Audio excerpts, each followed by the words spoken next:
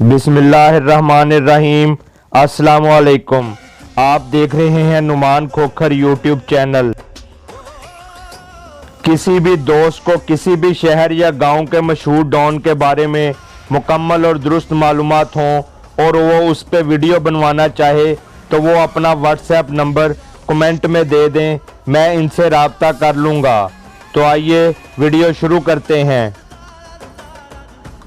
सरदार हयात खान अल मारूफ हयातू Bloch सन 1952 में चक number 216 सेमा दी झोंक थाना मोचीवाला तहसीलो ज़िला झंग में पैदा हुए। चक नंबर 216 सेमा दी झोंक सरदार हयात खान बलोच अल मारूफ हयातू बलोच के दादा के नाम से मंसूब है, जिनका नाम सेमा खान था। सरदार हयात खान बलोच के वालिद का नाम सदीक बलोच था, जिनका ताल्लुक जमींदार तबके से था। सफ़ेद पोश इंसान थे, पंचायती और डेरेदार भी थे। सरदार हयात खान उर्फ हयातू बलोच के तमाम भाई जमींदार थे। हयातू बलोच कबड्डी के इंटरनेशनल खिलाड़ी थे। सरदार हयात खान उर्फ हयातू बलोच माल मुवंडी मवेशियाँ गोजरा मोड़ कायम भरवाना और 18,000वीं के ठेकेदार थे। हयातू बलोच पर मुख्तलिफ नौयत के 97 पर्चे दर्ज थे, जिनमें मजलूमों की मदद करके जालिमों को कत्ल करने के भी पर्चे शामिल थे।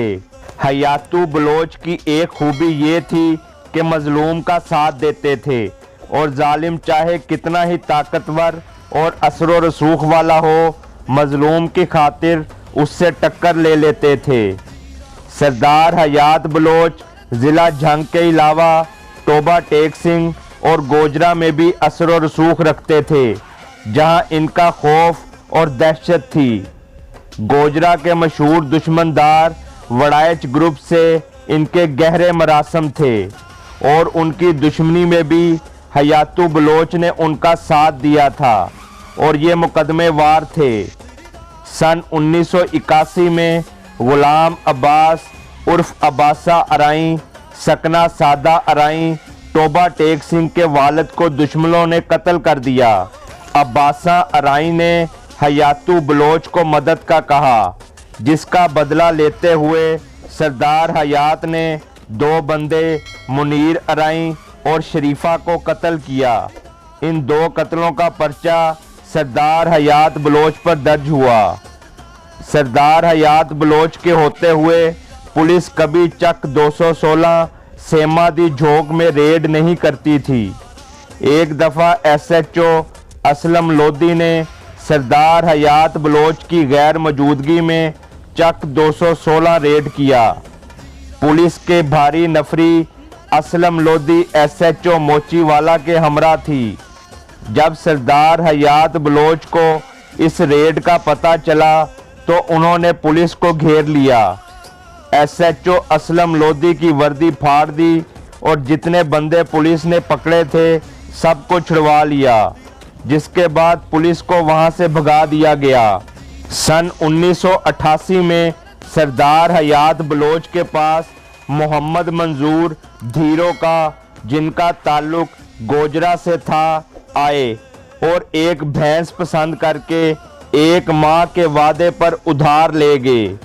जब वादे का टाइम ख़त्म हुआ तो सरदार हयात बलोच उर्फ हयातू बलोच भैंस के पैसे लेने गए तो मंजूर धीरो का और उनके वालिद ने पैसे देने से इनकार कर दिया और कहा कि जो करना है कर लें।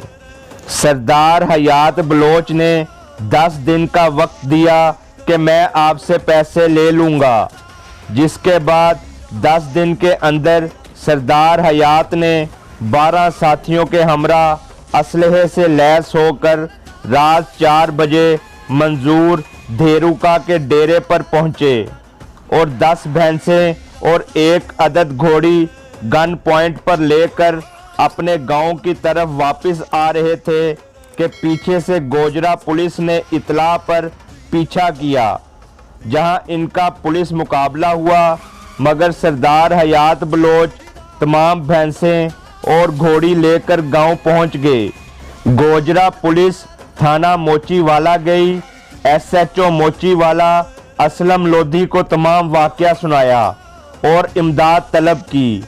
असलम लोधी ने इमदाद देने से साफ इनकार कर दिया और कहा, अगर मिन्नत समाजत के साथ माल मवेशी लेना चाहो तो मैं आपके साथ जाता हूँ।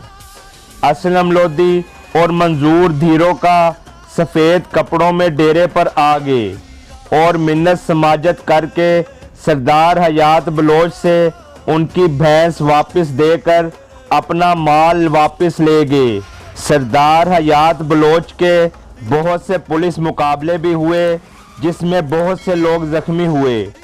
पुलिस को ही अक्सर पसपा होना पड़ता था। पंजाब के उस वक्त के मशहूर और नामवर इश्तिहारी सरदार हयात बलोच के पास पनाह लेने आते थे। सन 1989 में सियासी शख्सियत मार जफरुल्लाह भरवाना के कहने पर सरदार हयात बलोच को नज़रबंद किया गया। ऐसा कई दफ़ा हुआ कि सरदार हयात बलोच को सियासी नज़रबंद किया गया।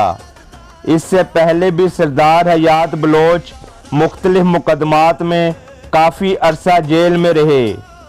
सरदार हयात बलोच ताल्लुक़ निभाना खूब जानते थे। मुस्तफ़ा खर जब गवर्नर थे तो चिराग बाली वगैरह के साथ साथ सरदार हयात बलोच उर्फ हयातू बलोच को बस्ता अलिफ का बदमाश बनाकर गोली का आर्डर हुआ था। आखिरकार 1 जून सन 1990 को गोजरा मोड़ पर अपने दोस्त इश्तिहारियों को पनाह देते हुए एक पुलिस मुकाबले में जहां बहक हो गए। इसका बदला 21 जनवरी बरोज़ मंगल सन 1992 को हयातू बलोच के बेटे हसनात खान उर्फ टैडी बलोच ने लिया।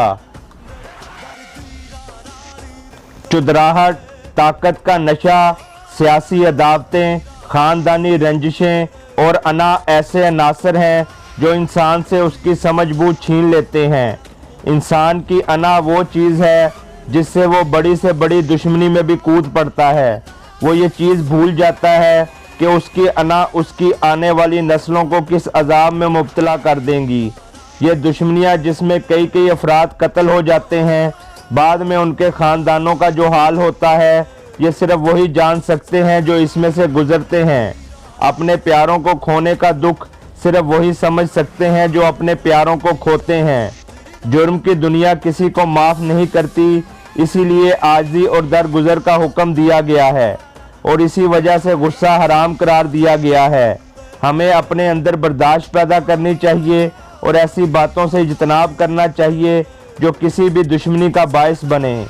मेरा मकसद नौजवान नस्ल को जुर्म की दुनिया से बचाना है जिसमें वापसी का रास्ता नहीं होता और ज़िल्लत और रुसवाई ही उसका मुकद्दर बनती है। हमारा मुआशरा ऐसी बेशुमार दर्द भरी दास्तानों से भरा पड़ा है जिसमें दुश्मनियों की वजह से ख़ानदानों के ख़ानदान उजड़ चुके हैं, जिनमें बहुत से लोग कत्ल जबकि कातलों से जेलें भरी पड़ी हैं। कत्ल को एक लम्हे का पागलपन करार दिया गया है। कत्ल के पीछे नफसियाती अवामिल भी हो सकते हैं और किसी खित्ते की रवायात भी। इस एक लम्हे के पीछे कोई हादसा, वाकया या कोई और ही ड्रामा होता है जिसके असरात अंदर ही अंदर काम कर रहे होते हैं। ज़िंदगी एक बार मिलती है, लिहाजा अच्छी और शराफत भरी ज़िंदगी गुजारनी चाहिए और दूसरों के काम आने की कोशिश करनी चाहिए। मेरी तमाम वालिदैन से गुजारिश है कि अपने बच्चों की तालीम व तरबियत पर ख़ास तवज्जो दें और उन पर कड़ी निगाह रखें ताकि वो अच्छे और शरीफ शहरी बन सकें और मुल्क पाकिस्तान की तामीर व तरक्की में अपना अहम किरदार अदा कर सकें, क्योंकि माँ की गोद को अवलीन दरसगाह कहा गया है। उम्मीद करता हूँ आपको वीडियो अच्छी लगी होगी। मेरा channel Numan Khokhar subscribe, like और शेयर करना ना भूलें और बेल का बटन ज़रूर दबाएं ताकि आपको नई आने वाली वीडियोज़ मिलती रहें। इसके साथ ही मुझे इजाज़त दें। अल्लाह हाफिज़।